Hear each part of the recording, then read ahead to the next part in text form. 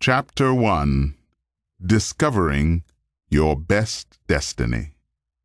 How to uncover God's best life for you.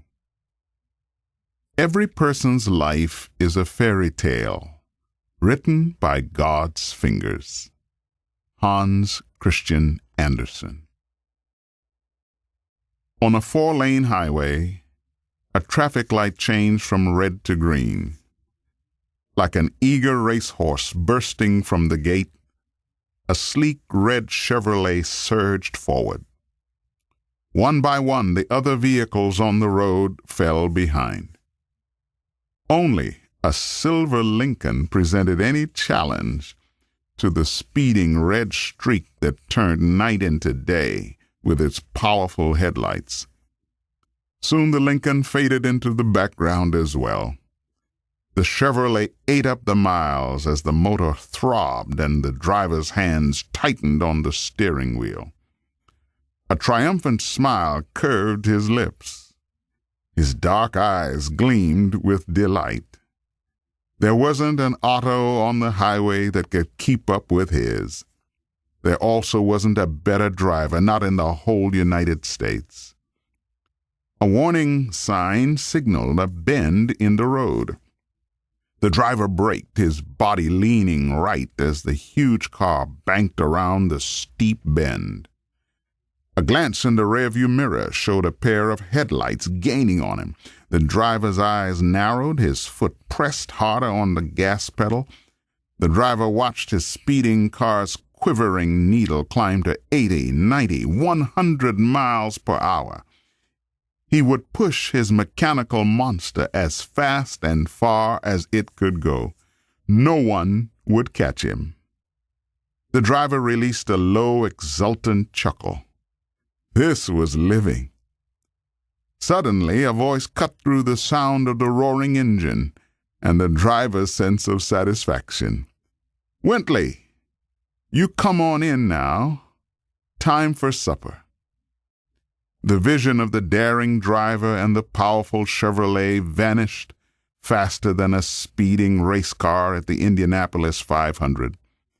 In the vision's place sat its creator, an imaginative, curly-haired 5-year-old gripping a red tricycle. That young speed demon was me. I have always been a dreamer. As a boy growing up on the island of Trinidad, I often turned my dented and rusted red tricycle into a magic carpet. I flipped the trike on its side, gripped a back tire as if it were a steering wheel, and imagined myself controlling a fancy car or powerful transport truck. At other times, I pictured myself wearing a leather helmet, gloves, and thick lens goggles as I peered at the instrument panel and directed my open cockpit plane up into an azure sky. Today I live a short drive from Orlando, Florida, the home of Disney World, a place that cultivates and embellishes youthful dreams. Whether it's returning to a land of magic kingdoms and fairy tales or of pirates and space rangers, we enjoy revisiting the fantasies of our youth. Can you remember your childhood dreams? Did you imagine yourself as a soldier, sailor, cowboy, fireman, or policeman?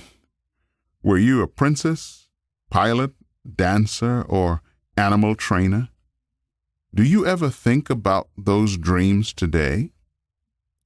Some people dismiss childhood hopes and dreams as silly delusions, unrealistic whims that are best buried and forgotten. I would argue, however, that they are more than just animated flights of fancy. They signal our beginning awareness of an amazing potential future that stretches beyond what we can now see or hear. They are our first yearnings for our God-given destiny.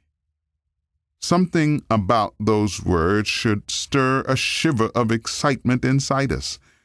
They connect us to long-lost visions, to the belief that a significant future awaits us. Our dreams tend to mature and change as we grow older. We learn more about ourselves and our gifts. If we're fortunate, we develop our abilities and passions and discover new possibilities.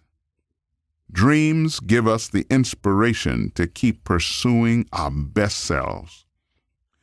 A man once uttered these words at a speech contest in Atlanta. We cannot have an enlightened democracy with one great group living in ignorance. We cannot have a healthy nation with 1/10 of the people ill-nourished, sick, harboring germs of disease which recognize no color lines, obey no Jim Crow laws. We cannot have a nation orderly and sound, with one group so ground down and thwarted that it is almost forced into unsocial attitudes and crime. We cannot be truly Christian people so long as we flout the central teachings of Jesus, brotherly love, and the golden rule. We cannot come to full prosperity with one great group so ill-delayed that it cannot buy goods. So as we gird ourselves to defend democracy from foreign attack, let us see to it that increasingly at home we give fair play and free opportunity for all people. The speaker won the contest. You may recognize the eloquence, the passion, and the cause for which the speaker fought. You may also know his name, Dr. Martin Luther King, Jr.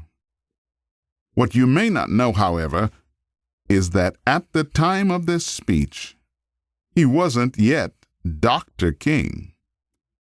He was a teenager, 15 years old.